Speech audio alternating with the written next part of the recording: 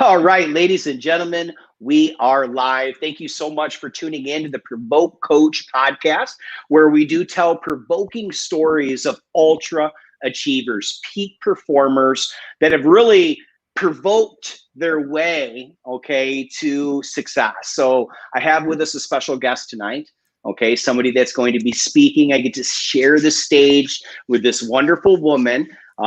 Those of you that don't know her, I have Miss Stacey Henry-Carr. Thank you so much for being on our show. Absolutely. Hey, Clinton. Hello, Clinton's viewers and everybody who's viewing. I am excited to be hanging out with the Provoke coach. When I first met him, I told him how much I love the idea of provoke. I'm just excited to be a part of it. Thank you. Yeah, absolutely. And I appreciate that. You know, a lot of people, when I first was coming up with what I really wanted to stand for, I just could not get that word out of my head. And you're right. It doesn't always sound very appealing to get provoked. So I definitely appreciate you recognizing that. Yes. Now, there's a lot of people that know who you are, Stacey. A lot of people Yes. that are going to be tuning in and watching this and listening to this. There's also going to be a lot of people that don't know who you are and Right. what you do, and even where you come from, which we'll get into a little bit later. So tell us, I mean, present day right now, who are you and what are you doing? So, present day right now, I'm going to simplify it by saying I get up every day ready and willing to serve, to help people to unblock all of their old imprints and anything that's standing in their way of their greatness, of their success, of their life being free and liberated. I do this by way of two modalities. I am a certified life coach, certified by the J. Shetty Certification School, and I'm also a certified hypnotherapist or rapid transformational therapy. And I am certified by Marissa Peer School, right? So what I do and how I do it, and how I do what I do every day and love passionately, is via life coaching and hypnotherapy. Absolutely. Absolutely. And let's talk about that, for a second. Life coaching, as you know, kind of has this stigma to it, right? To where it's always about just motivation and inspiration and, getting people moving in the right direction. What do you think, life coaching is to you? Oh wow. That's simply put, it's more than inspiration and more than motivation. It Yeah. is a You're just a tour guide, right? And for me, in the role of when I play a life coach to someone, I'm looking for people to come up with their own answers. I'm looking Mm, for people to tap into their own genius, find their thing, right? yeah. I never give them my thing because my thing may not work for them, and Right. 9 times out of 10 it won't, right? So I'm a guide, I'm a tour guide. I Hmm. help people to build a blueprint by guiding them in pulling out their genius. That's how I Hmm. see my role as a life coach. Awesome. It's fantastic that you said that because in all leadership, and I know that you have, quite extensive executive background as well. We were always taught in leadership is that you don't fix the problem for your employees or for the person that you're managing or leading. You get them to create their solution and you get them to follow through and run through, just because as a coach, you can't be the player, Yeah. right? You can't go out onto the field. You can't go out onto the court. You can't do that for them. So that's powerful what you said. Now, when you say pull out their genius, what does Yes. that mean? Oh, wow. What? We all have it. We all have a genius within us. You've got it. Yeah. Even however young your child is, even our children have their Yeah. genius inside of them. And it's a compass. It's a compass that guides us to do what um, we have the success we're looking for, what we desire to do. And Yeah. it's your inner compass. It is just the thing within you that you were born to do, Right. right? And people are like, born, I was born to do. Yes, there is something within you we're born to do. So we were all born with greatness. And so Yeah. that inner compass, that is your guide towards the greatness, right? So Right. in this whole thing that we do, we're on a journey. We're on a journey. And that inner compass, that inner guidance, your inner genius is in there. And we often just need somebody to help us to pull that out. Right. Absolutely. Absolutely. And do you think that people, do you think it's just finding it, and then the next part, I would imagine you deal with this a lot. I know that I do within my clients. It's like, okay, now that we've discovered your inner greatness, now that we have found what you are destined to do, because that took me a long time. Oh, yeah. It took me 22 years or 23 years, right, of doing almost really one thing over and over and over again before I really found my true calling. When does it happen for most people? Do they think they find it at the beginning and then they turned out that they didn't find it? How many times does that happen? I love that question. See, you are so provoking that I love it, Clinton. I love that. I want the answer for myself. I don't even care about anybody else. Yeah, right? but I love that question so much. Okay, so two things. I don't think we find our genius. I think we awaken it. So when I talk to my clients, I talk to them about awakening their purpose, awakening who they are, because I don't think it's lost. I never think it's lost. I think sometimes we lose our way because we get crowded by things, right? I got to put on my glasses because I love reading comments. I'd like to know. Oh, somebody would like to know that as well. So sometimes we lose our way, right? Because of the noise and all of the distractions and the constructs of people telling us what we should be in life, how we should be in life, right? Man, that is such a pain in the beep, because that will throw us off our path all the time. So I don't think it's something that we awaken just one time. I think, because for me, it was awakened several times, but then my fear and my doubt kicked in, right? So I think it's something that we get a glimpse of it. So for example, I'll give you a real life example. I loved helping, coaching, guiding people from as long as I can remember. I was that girl. I was that girl amongst my friends. I was that girl in corporate. And people used to, because most of the times people see your light before you see your light. So people used to say things like, you're in the wrong job. You really should be a counselor, or you ever considered a therapist. And, they used to throw these things at me. So your question truly is, do we just find it one time, discover it one time, awaken it one time? We awaken it so many times within our journey. The question back to you is, when do you realize it? Right? So Absolutely. 100%. Yeah. Yes. Well, and I think that you're right, because there is so much fear out there. I mean, the world that we live in right now is just full of fear, as we all know.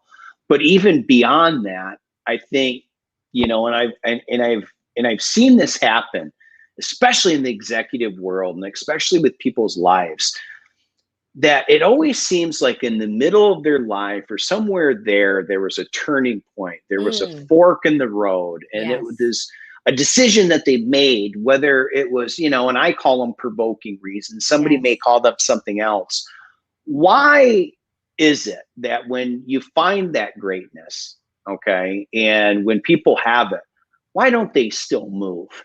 Because I know you've dealt with this, to where they just don't follow through. They don't take the action. They say, all right, you're right. I love it. That's what I'm destined to do. That's why I got to do it. You're absolutely right, 100%. And maybe they do it for a little bit, and then they run right back to whatever, to the comfort. To the comfort. So listen to this, right? So I think you asked when does it happen? And I didn't answer that part. For me, it happens when you start feeling, and then I'm gonna answer the second part, why you run back. That awakening of your purpose starts to happen when you start feeling unfulfilled in the thing that you have been doing all along. when Yep. you feel an emptiness, when you feel like I don't want to do this anymore, or even when that thing that you loved so much that makes you all the money starts making you sick, Yeah. right? Okay. Yeah. That's typically when you know you're getting a nudge, you're getting a push, it's time Yeah. to stink and grow. Like it is time to grow. When you it's as if Hmm. you're wearing, and I get really passionate if you can't tell. It's as if That's great. so it's as if you're wearing the wrong size shoes, right? Right. So you wear a size 6 and your feet starts to grow and you're trying to stay with this size 6 and it's hurting and it's causing you a lot of pain, but Exactly. the shoe that you love it so much you want to keep it. So although people call it staying in the comfort zone, Clinton, there is freaking nothing comfortable about it. It's Right. uncomfortable. It makes your world chaotic. Yes. But your question was, why don't we leap? Why don't we Yeah. move? And when we move, why do we run back?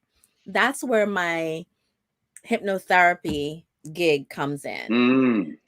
That's the subconscious mind holding you hostage, suffocating you, Yeah. because the subconscious mind is holding on to the familiar. Yeah. Our mind loves the familiar, right? Yeah. So our subconscious mind is holding on to the familiar. It's comfortable. Stay here, stay here, stay here. Yeah. And even though 95% of what we're feeling, we know that it's time to roll. It's time to do something different. It's time to move from this Yeah. job, whatever that is, relationship, whatever is going to liberate you, free you, and make you your best person.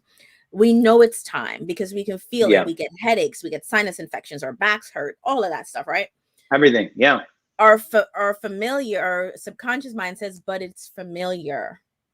And It's easier. if Yeah. you go out there to the unfamiliar, you may just fail.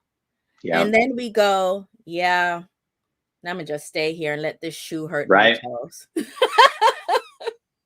Yeah, because it's more comfortable, and been there, done that. Yes, me Especially, too. I mean, look, we were both in corporate America for a long time, and it's real easy to have full benefits and paid vacation Yes, and all sorts of extra wonderful stuff that you get, and a lot of money, and yes, that security of the white picket fence and having all this take care of your family, and then yes, you lose it.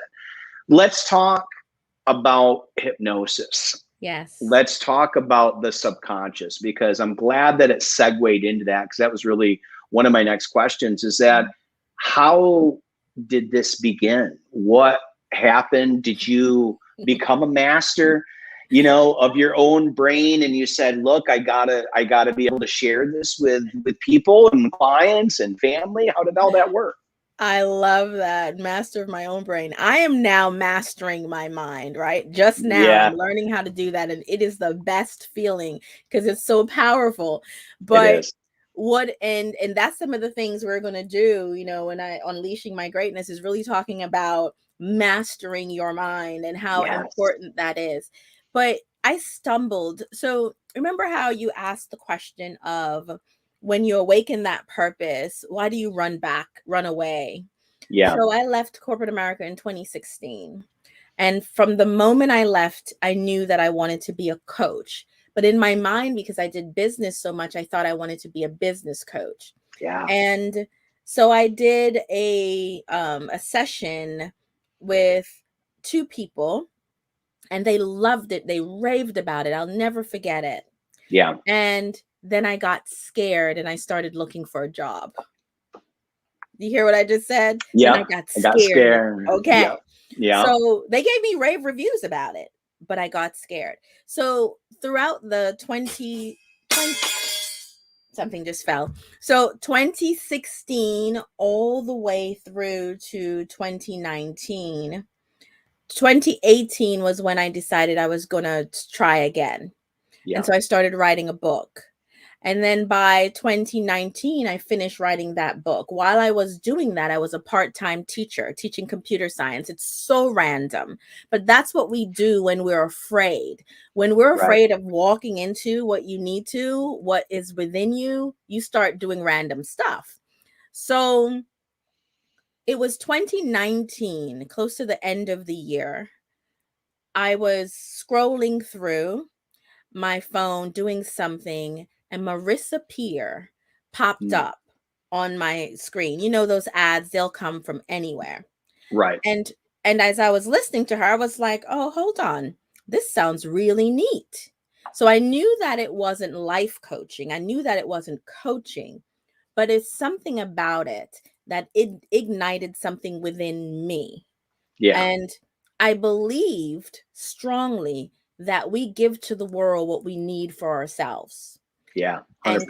Clinton, yes. And I really do believe, Clinton, in that moment, what resonated with me with that ad was something I needed.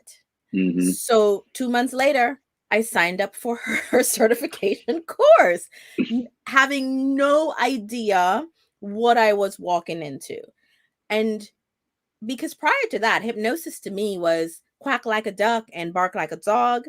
Right. It was what I saw on the TV with the fancy magicians. It was Right. all of that.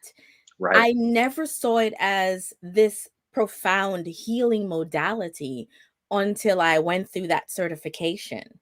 Yes. That's how, I think I stumbled on it not by accident, not by coincidence. I think I stumbled on it because I attracted it. I think I Yeah. stumbled on it because I needed it. Yeah.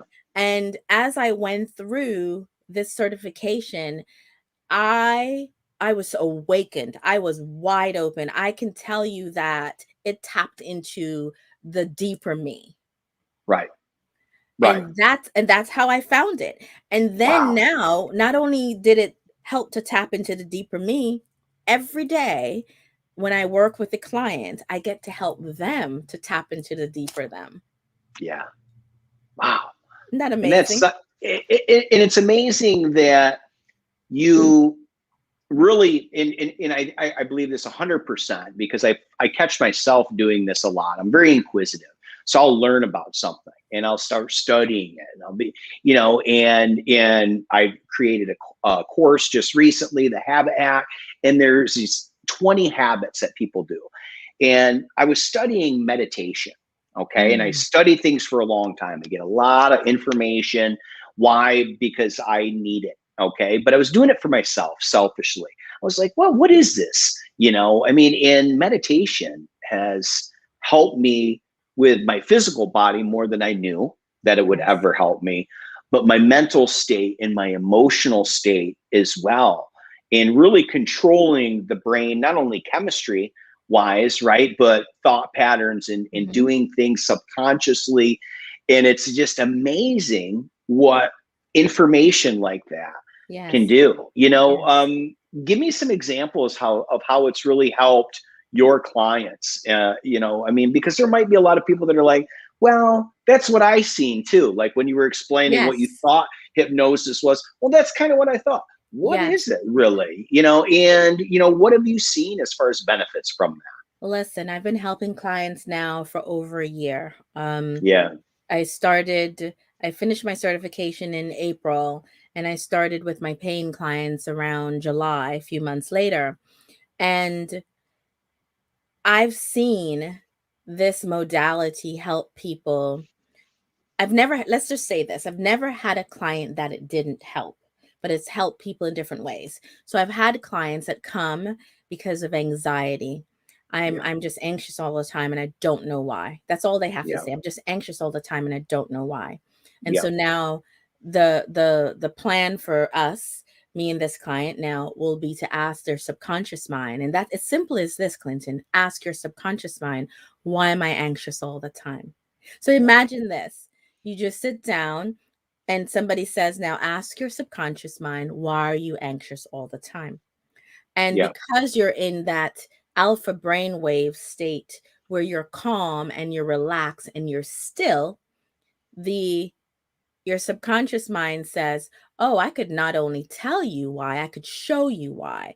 So when we go, and just to be clear, hypnotherapy, I just use a calming, relaxing technique by having people walk down 10 flights of steps.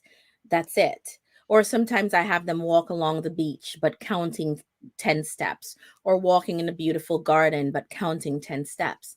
And once they go into relaxation and they're telling their subconscious mind, I want you to replace those thoughts, replace the conscious thoughts with the subconscious thoughts. And I guide them by saying, so now you want to know why you're anxious all the time. Before you know it, I'm guiding them to scenes from anywhere, but typically it's childhood scenes of the origination of their anxieties. Yeah. And so just picture this. It's all about understanding the root cause.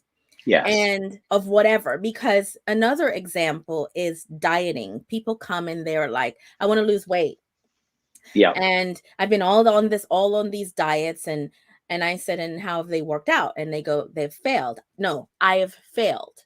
And I said, no, you didn't fail. The diet failed you. And they're like, what do you mean? I said, one of the things that diets are missing is the root cause. Things are falling off my wall behind me. Don't mind me, guys. It's the root cause. So it's what is the root cause of why you are emotional eating or destructive eating or habitual eating, exactly. Eating. And it's not the food that you're eating, it's something emotional. Always. And so, yes. Yeah. And so I run the gamut: anxiety, confidence, weight, quit smoking, you name it.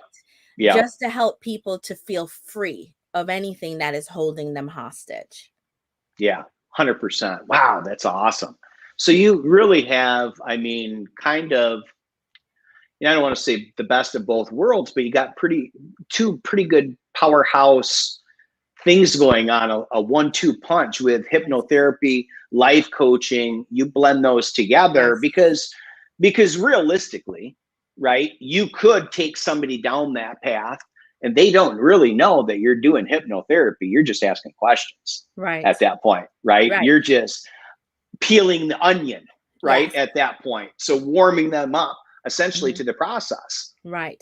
So, but for me, full disclosure is always the game. So people laugh and tell me my voice alone put them into a certain place.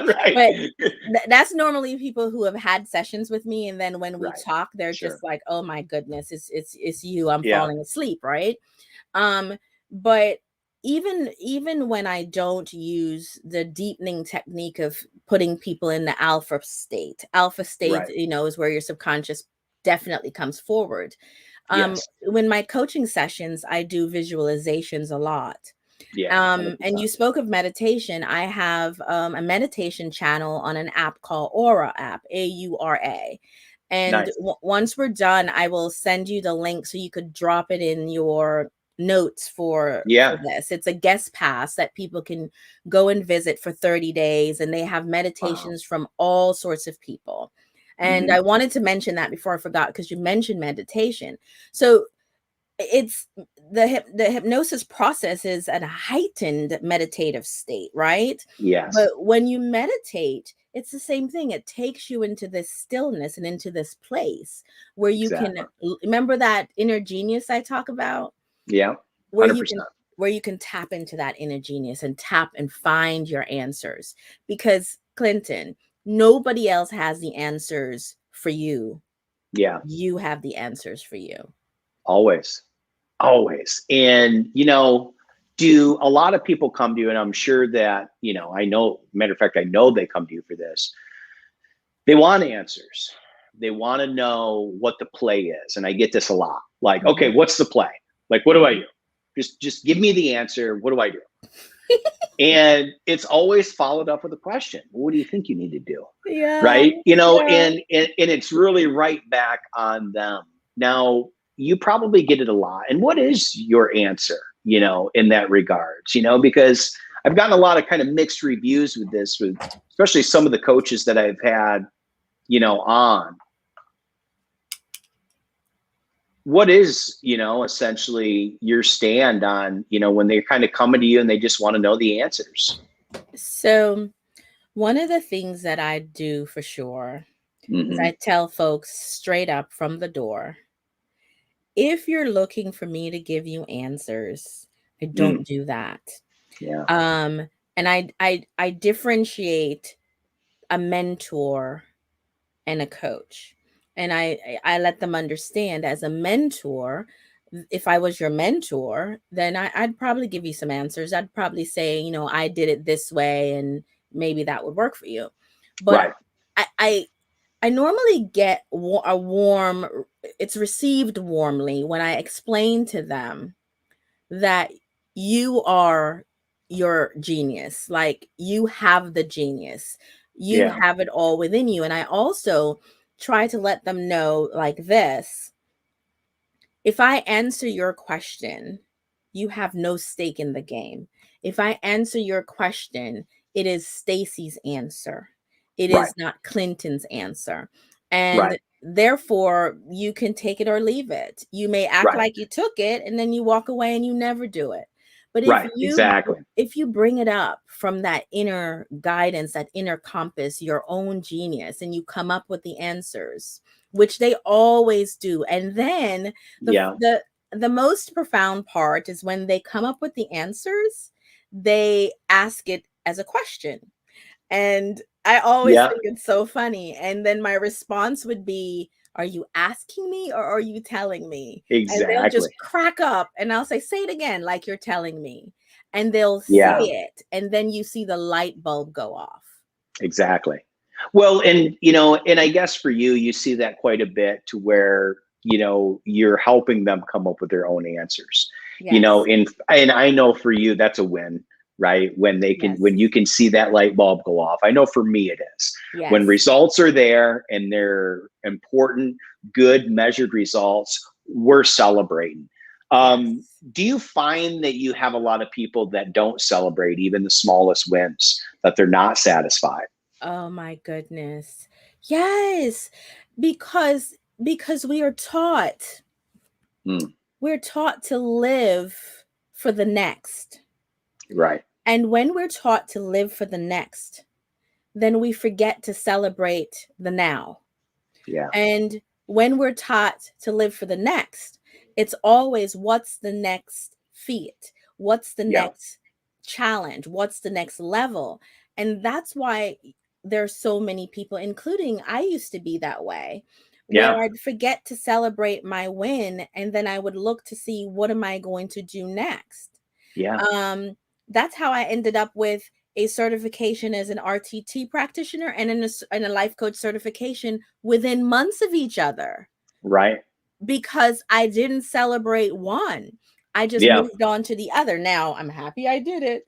But at the end of the day, it's what we're taught to do. It's reach for something, which is why I tell people all the time, when you're trying to reach for the goal, when you're trying to reach for it, the question is, and you're so pressed for it and you're desperate for it, the question should always be, when you get to that, then what are you going to want then?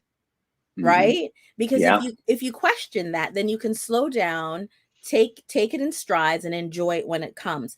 But it is just what society told us we have to get to the next, get this, get that.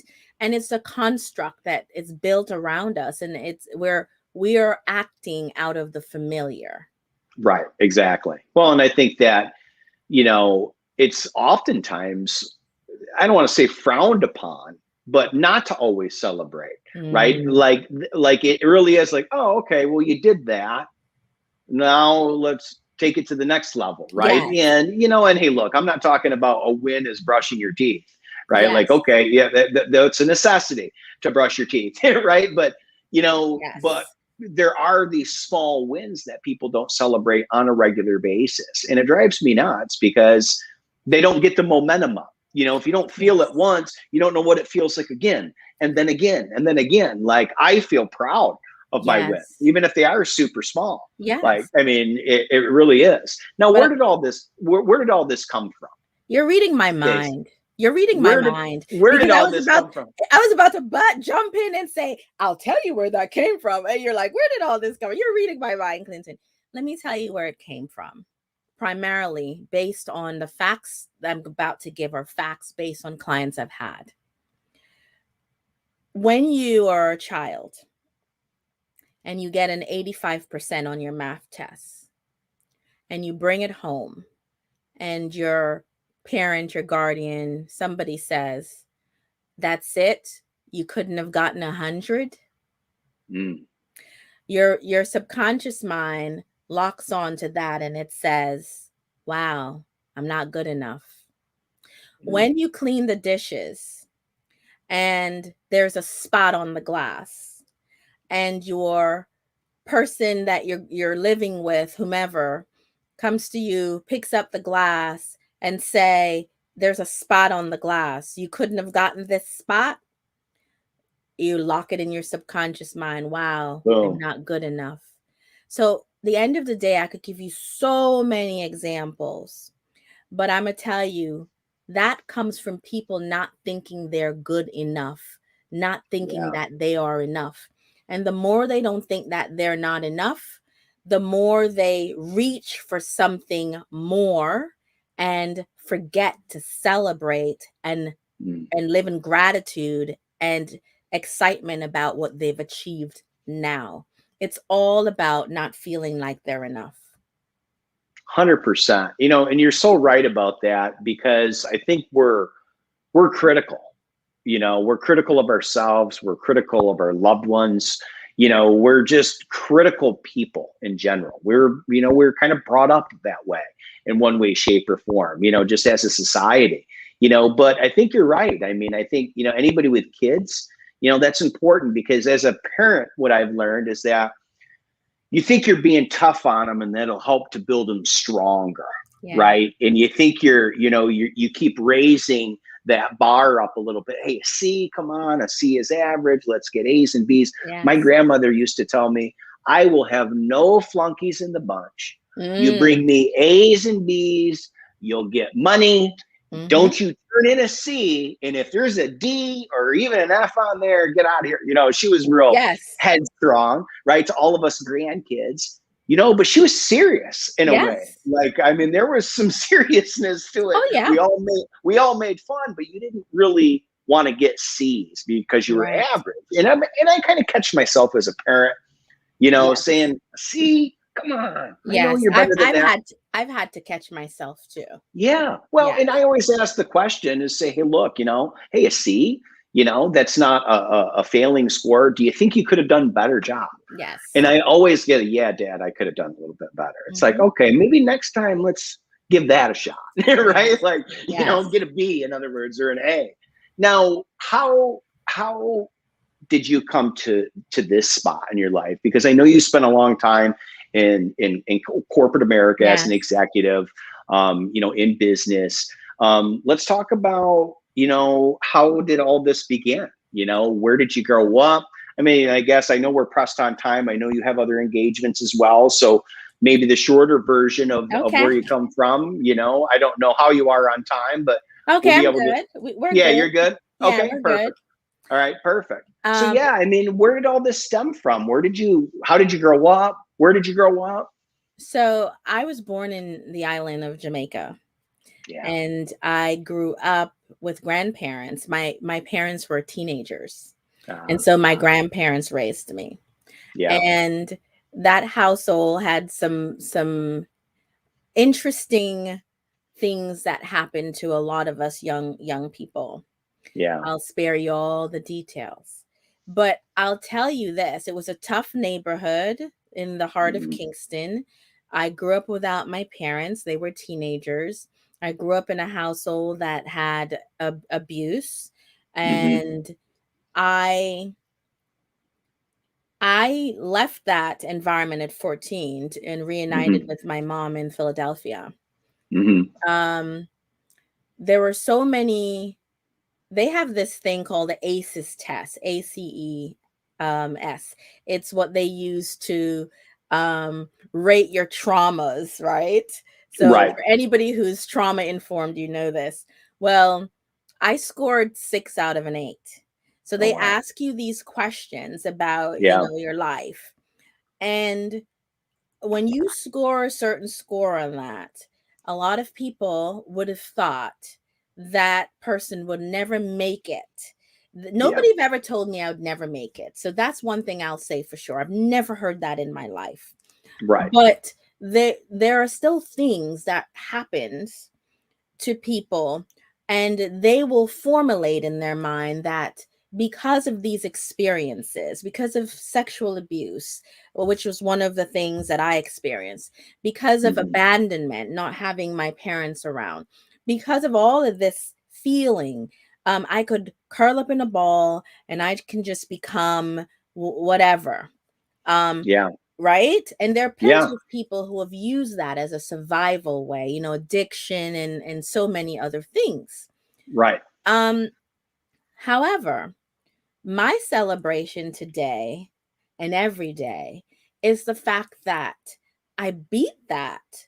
And Mm. I beat that consciously because my plan was and still is to break that cycle, Yeah. to leave a different type of legacy for my children, to just, I say, just blow up this popsicle stand and Right. rebuild that shit. Right. Right. Right. Yeah. That's so awesome. Well, and it's funny that you say that because high achievers have usually had a lot of imposed demand. Yes. And imposed demand, I think, in what that means in the world of, and I remember I wanted to be a social worker at the beginning of my college days because I wanted to help people. Mhm. And one of the things that they spoke about was, kind of the micro and the macro perspective.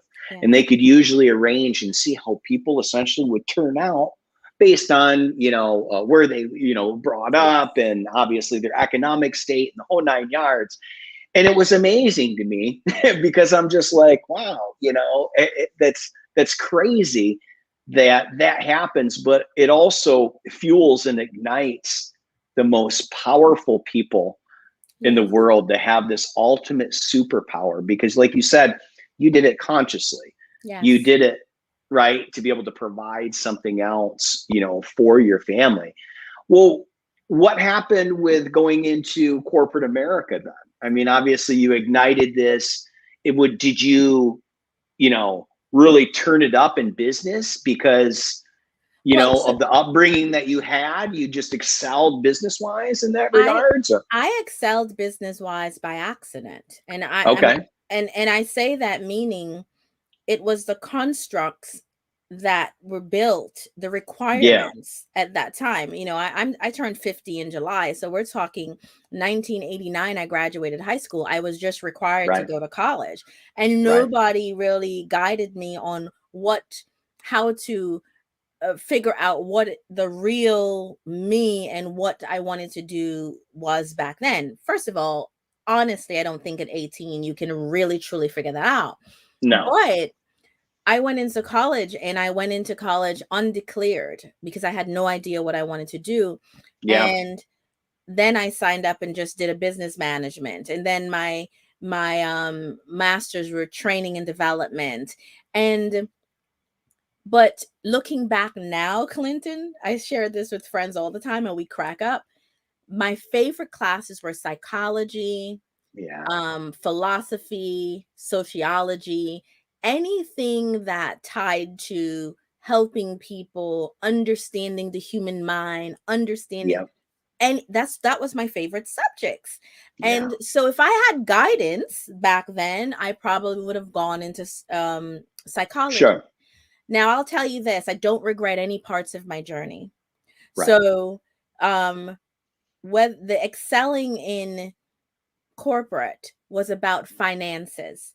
It was Yeah. about me, this young girl who is trying to live differently than the way she grew up, Yeah. excelling, Yeah. sticking it out, um, promoting, and all of that so that I could provide for me. That's what Yeah. that was all about. But the shift came when I had my daughter, Yeah. because now I have a family, and I'm responsible for a little human being. Mm. And so now I really have to be more aware of my time spent away and all of that stuff. So my mind started changing the legacy then, right? Yeah, of And course. and that's when the growth nudge happened. That's when the uncomfortableness happened. That's Mm. when the unfulfillment happened, Right. right? And that pushed me to saying, "Oh, it's time to go." Yeah. Well, and was it, because I was in corporate America for a while as well. And, I fell out of love with corporate America, the structure. I fell out of love with Yes. being a number and being replaceable in 5 seconds. I mean, literally, Oh, in, yeah.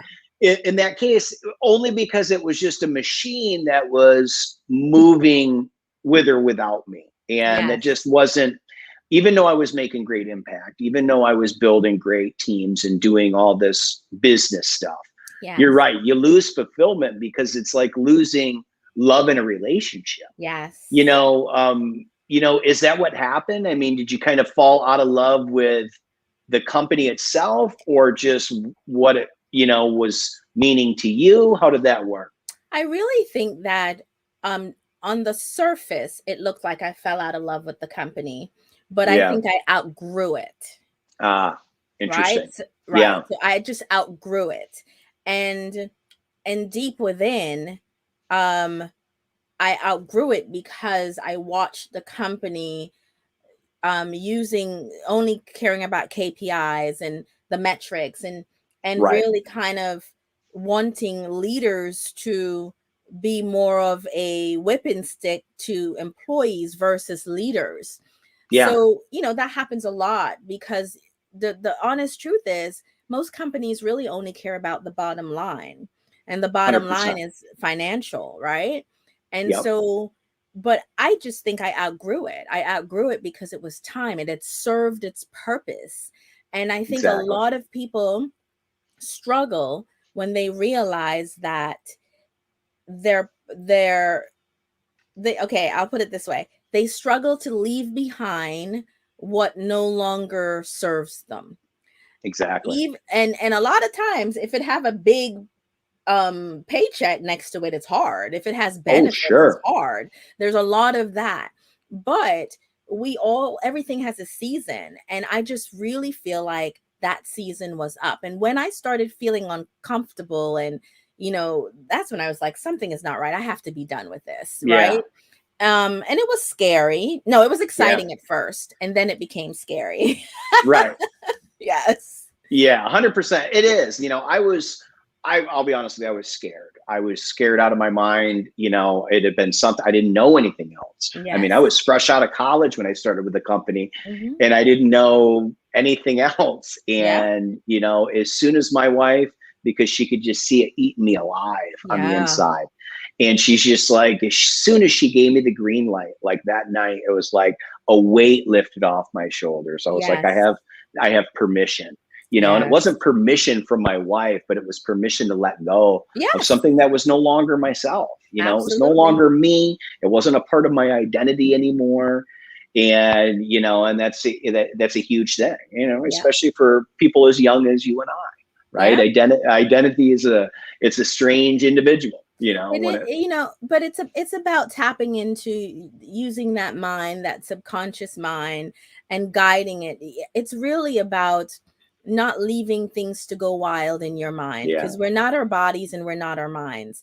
And our right. minds will try to control the heck out of us if we don't learn how to master and condition it. That's And right. you talked about meditation.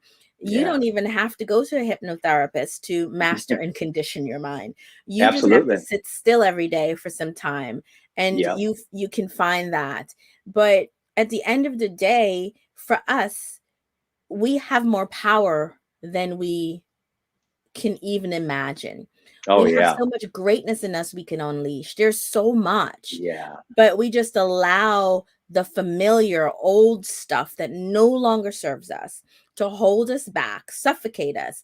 And for me, I love when my clients come. I just start out by saying, okay, tell me what it looks like to be free and liberated. And I start getting excited, like, show me, tell me what it looks like.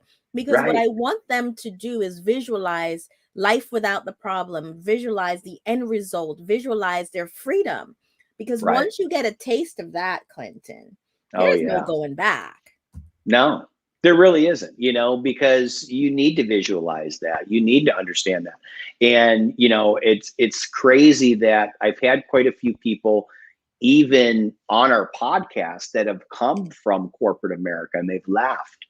And what a difference it was. You know, people don't understand sometimes what a bubble you're in. Yes. Being a part of something for so long, you don't know anything else. You only know. So that means all the problems too. You Yes. only know what the problems are going on inside the company. It's like Netflix nowadays. If, you know, people will say, oh, did you see what happened or whatever happened on this show? And I'm not a big Netflix fan, except for like History Channel and weird stuff about your body and your mind, you know, but nonetheless, these series, I can't sit in a series and watch it and not really know what's going on. But it's the same when you're part of something that no longer serves you. Yes. You only know that one thing. That's your comfort. And the minute that you look outside of that, it's a scary world out there. Yes. You've never been there before. You don't know what to do. Well, listen, I know that you have other meetings and we're probably over. But what is, I guess, one thing that you can just tell the audience that's listening right now, I guess one nugget, one piece of good information, one piece of good advice that you can give knowing what you know now? What would that be? Wow. Let me see. I have a couple quotes that I want to read. Okay, perfect. And then I'll say, so Rumi is one of my favorite philosophers of all time, Rumi. And he said, stop acting small. You are the universe in ecstatic motion. Stop acting small. You're the universe in ecstatic motion. And that's a quote by Rumi. And to me, it says so much because a lot of times we shrink ourselves and we limit ourselves, not knowing, if you look at the vast world out there, that we can be that and then some if we just expand ourselves and allow our thoughts, our mind to go there. So I love that quote. And the other one, so the takeaway to that is expand yourself. Stop playing small. You're not the small, you know, stop playing small, expand yourself.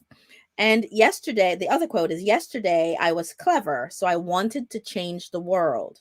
Today, I am wise, so I'm changing myself. And that's another Rumi quote. Yesterday, I was clever, so I wanted to change the world. Today, I'm wise, so I'm changing myself. Before you can go out there and do anything and change anything, it is so important that you look within and find the things within you that you need to grow, you need to expand, find the things within you you need to throw away, find the things within you that needs shaping. And I never tell people they're broken because I don't believe in that. But we have within us what we need. And once you do that and you go within yourself and find what you need to expand yourself, grow yourself, make yourself the better version of you. I know you've heard that a lot and it sounds cliche and sound like a bunch of us just got together and decided to coin that term. Right. But I promise you, there's a higher version, a better version of you within you, dying to bust out. But you have to find it and become aware of it. And once you do that, then anything else you want to do, you can accomplish it. 100%. Wow. Powerful.